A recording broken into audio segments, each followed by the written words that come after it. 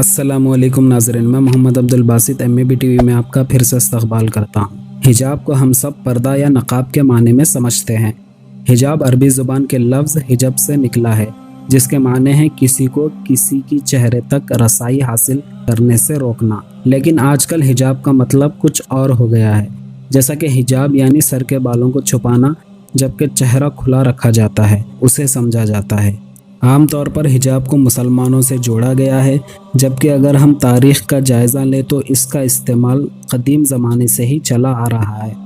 پردے کا رواج دنیا کے سبھی مذاہب میں ملتا ہے، جیسا کہ آشریوں، بابلیوں، میسوپوٹیمیا، سومیریوں اور قدیم یونان میں بھی پایا جاتا تھا۔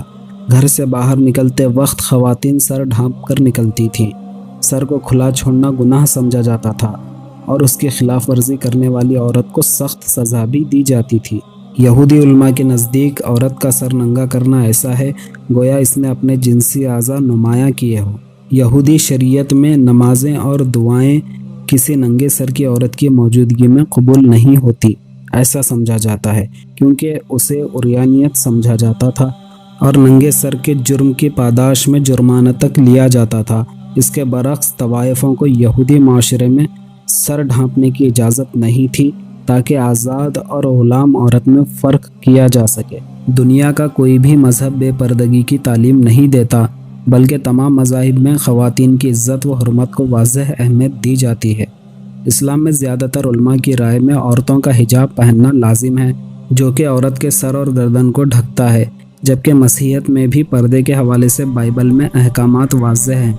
بائبل میں یہ بھی مرقوم ہے کہ جو عورت بنا سر ڈھکے دعا یا عبادت کرے وہ اپنے سر کو بے حرمت کرتی ہے، جبکہ وہ سر مونڈھی کے برابر ہے۔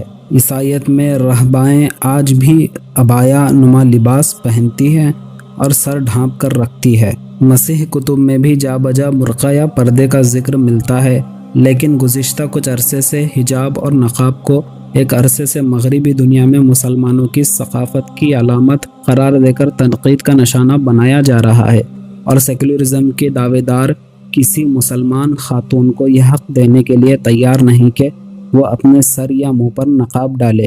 انسانی حقوق میں تو اقوام متحدہ اپنے عالمی چارٹر کی دفعہ 27 میں کہتا ہے کہ ہر شخص اور قوم کو اپنے مذہب کے مطابق جینے کا پورا حق ہے، مگر افسوس یہ ہے کہ مسلم قوم کو اس پر چلنے سے آزاد خیال نہ ہونے کا الزام لگایا جا رہا ہے۔ اس طرح مسلمانوں کو لبرل بنا کر یعنی دنیاوی بنا کر وہ اپنے مذہب اور تعلیمات سے دور ہو یہ چاہ رہے ہیں۔ مذہب اور تعلیمات سے دور ہو کر شیطانی راستے پر چلیں، یہ ان کا مقصد ہے۔ اللہ امت مسلمہ کی ماں اور بہنوں کو پردہ کرنے کی توفیق دے اور مکمل حجاب کرنے کی توفیق دے، اور ان دجالی فتنوں، شیطانی فتنوں اور یہودی فتنوں سے ان کی حفاظت فرمائے، آمین۔